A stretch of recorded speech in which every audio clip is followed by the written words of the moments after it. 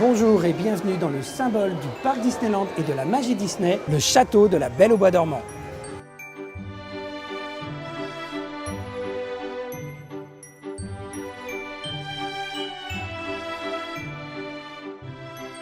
Depuis 1955, avec l'ouverture de Disneyland en Californie, tous les châteaux Disney, aux États-Unis ou en Asie, sont inspirés de châteaux européens.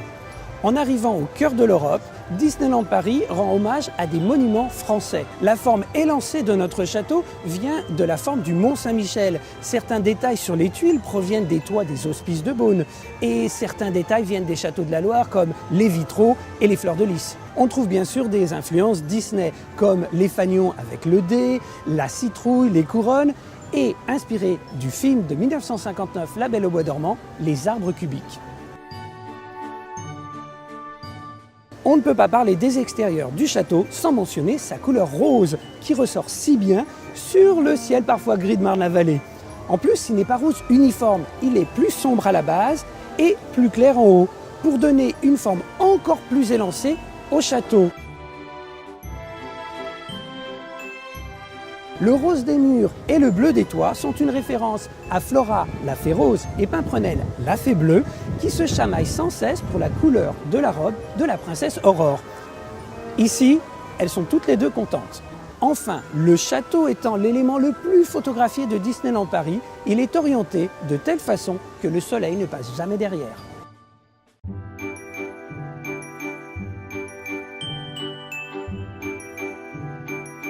À l'intérieur, on raconte l'histoire de la Belle au Bois dormant. Comme dans le classique de 1959, l'histoire commence par l'ouverture de ce livre. L'histoire est racontée par l'intermédiaire de vitraux et de tapisseries. Mais attention, c'est comme un storyboard, il y a un sens. Arrivé en haut des escaliers, il faut aller sur la gauche. Nos vitraux ont été faits de façon médiévale. Un maître verrier britannique qui travaillait pour Westminster Abbey ou la rénovation de la rosace de Notre-Dame est sorti de sa retraite pour travailler sur nos vitraux, mais avec les couleurs et les personnages Disney.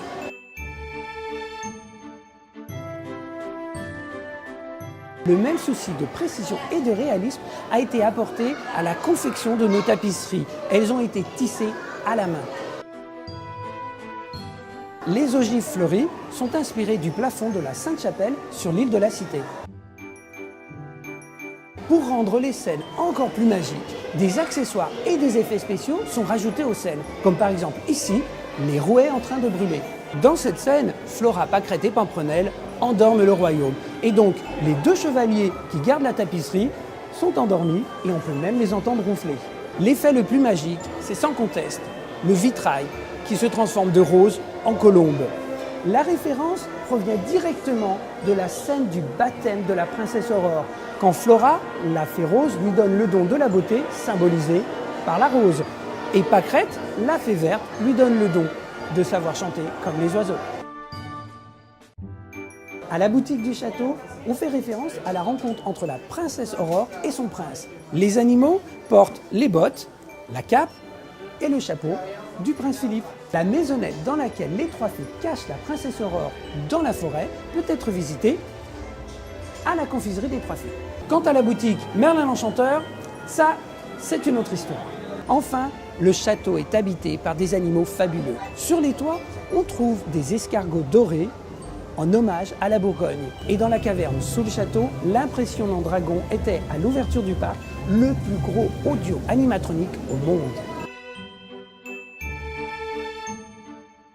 Changement total de décor pour le prochain épisode. Et voici un indice sur l'univers dans lequel nous nous retrouverons. À bientôt!